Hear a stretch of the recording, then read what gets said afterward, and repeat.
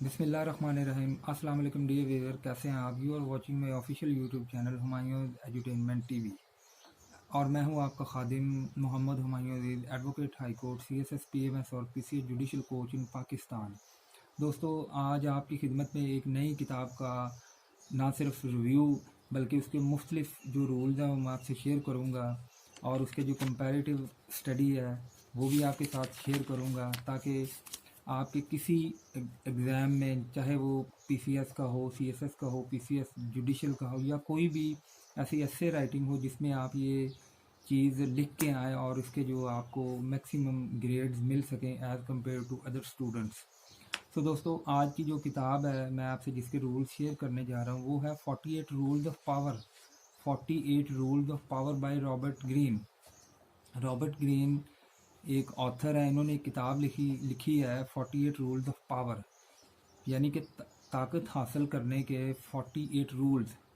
अब ये दोस्तों, ये रूल है इनकी एनिमरेशन और इनको गिनवाने से पहले मैं आपसे हम्बल रिक्वेस्ट है कि जो लोग मेरे इस चैनल पे नए हैं हुमायूंस एजुटेनमेंट टीवी को, उसे लाइक शेयर और सब्सक्राइब कीजिए ताकि हर आने वाली वीडियो आपको बिला तातुल मिल सके। सो दोस्तों, किताब का जो पहला रूल ऑफ पावर है, इसकी जो एक्सप्लेनेशन है दोस्तों इन रूल्स ऑफ पावर की, वो मैं आप पे छोड़ता हूँ।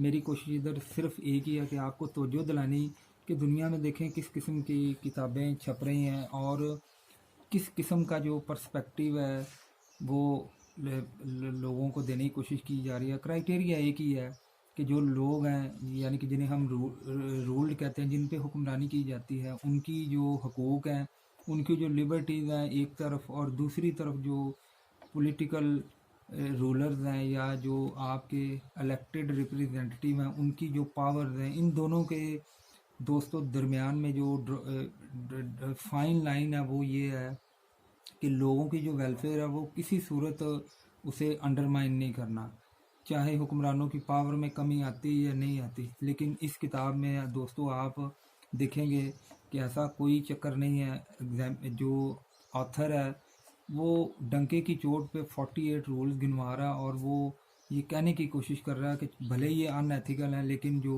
हुक्मरान है अगर वो इन रूल पे अमल कर लें तो कोई जवाब ही नहीं बनता कि उनकी जो पॉलिटिकल पावर है वो कम हो सके और जो लोग हैं जो रूल्ड हैं उन पे उसकी जो ओवरऑल ग्रिप है वो कम हो सके।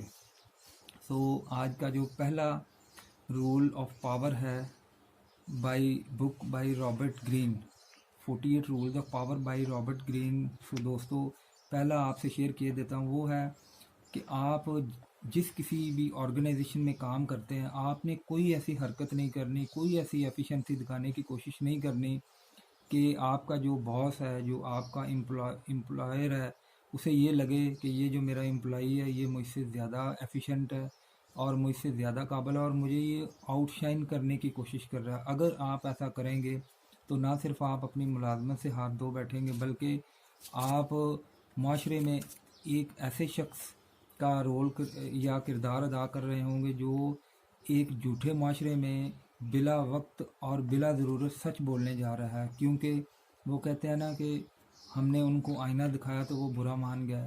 सो दोस्तों, आप किसी भी ऑर्गेनाइजेशन में सिर्फ उतना काम कीजिए जितना कि आपसे लिया जाता है।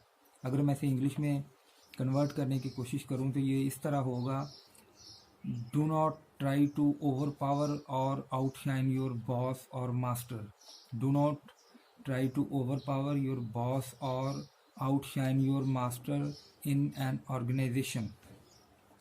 आज का दूसरा rule of power out of 48 rules of power by Robert Greene, that is अपने दोस्तों पर हद से ज़्यादा भरोसा मत करें। अपने दोस्तों पर हद से ज़्यादा भरोसा मत करें, उसकी बजाय अपने दुश्मनों को अपने फ़ायदे के लिए इस्तेमाल करना सीखें। अपने दोस्तों पर हद से ज़्यादा भरोसा मत करें, इसकी बजाय अपने दुश्मनों को अपने फ़ायदे के लिए इस्तेमाल करना सीखें। दोस्तों, जैसा कि मैंने अभी किताब के इंट्रो में ही आपको बता दिया कि इसमें ऐसे रूल बेशुमार आएंगे जो आपको बज़ाहिरन तो अनएथिकल, गैर अखलाकी लगेंगे, लेकिन उनका मकसद सिर्फ एक ही है कि जो हुक्मरान है उनकी पावर को किस तरह ज़्यादा से ज़्यादा किया जा सके। क्योंकि पॉलिटिकल साइंस और सियासियात की ये बुनियादी एक नुक्ता या मिथ है कि एक तरफ हुक्मरानों की जो पावर है और दूसरी तरफ जो लोगों की आज़ादी, उनकी लिबर्टीज़ और उनकी वेलफेयर है, उन दोनों को किस तरह रिकंसाइल करना। पॉलिटिकल साइंस का जो लुबे लबाब है या जो क्रक्स है वो यही है। तो इसमें आप देख लीजिए कि अपने मुफाद के लिए आपने अपने दुश्मनों को किस तरह इस्तेमाल करना है और अपने जो आपके दोस्त हैं उन पे हद से ज़्यादा आपने भरोसा नहीं करना। थर्ड है, third rule of power out of 40 rules of power by Robert Greene, that is अपने अज़ाइम को लोगों पर कभी भी जहर मत करें। अपने अज़ाइम को लोगों पर कभी भी जहर मत करें। In English it would be as never disclose your moves to people, never disclose your moves to people। एक और तरह इसे कहा जा सकता है कि you should not tell people about your next strategies, you should never disclose or tell people about your next strategies। कभी भी लोगों को अपने अज़ाइम या अपने मकासद के मुतल्लिक मत बोलिए। your actions should be speaking louder than your intentions, your actions should be speaking louder then your actions.